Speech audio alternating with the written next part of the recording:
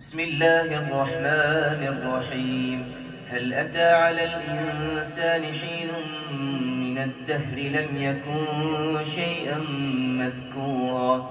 إنا خلقنا الإنسان من نطفة أمشاج نبتليه فجعلناه سميعا بصيرا.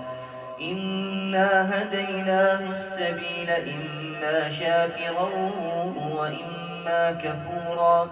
إنا أعتدنا للكافرين سلاسل وأغلالا وسعيرا.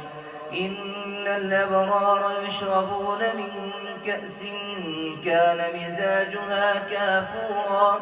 عينا يشرب بها عباد الله يفجرونها تفجيرا. يوفون بالنذر ويخافون يوما كان شره مستطيرا. ويطعمون الطعام على حبه مسكينا ويتيما وأسيرا. إنما نطعمكم لوجه الله لا نريد منكم جزاء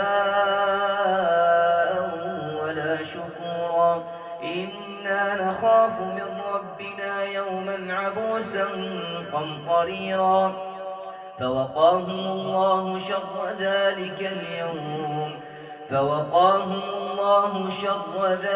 اليوم ولقاهم نضرة وسرورا. وجزاهم بما صبروا جنة وحريرا. متكئين فيها على الأرائك لا يرون فيها شمسا ولا زمهريرا. ودانية عليهم ظلالها وذللت قطوفها تذليلا. ويطاف عليهم بآنية من فضة وأكواب كانت قوارير من فضة قدروها تقديرا. ويسقون فيها كأسا كان مزاجها زنجبيلا. عينا فيها تسمى سلسبيلا. ويطوف عليهم ولدان مخلدون إذا رأيتهم حسبتهم لؤلؤا منثورا. وإذا رأيت ثم رأيت نعيما وملكا كبيرا. عاليهم ثياب سندس خضر واستبرق وحلوا أساور من فضة وسقاهم ربهم شرابا طهورا. إن هذا كان لكم جزاء وكان سعيكم مشكورا. إنا نحن نزلنا عليك القرآن تنزيلا. واصبر لحكم ربك ولا تطع منهم آثما أو كفورا. واذكر اسم ربك بكرة وأصيلا. ومن الليل فاسجد له وسبحه ليلا طويلا.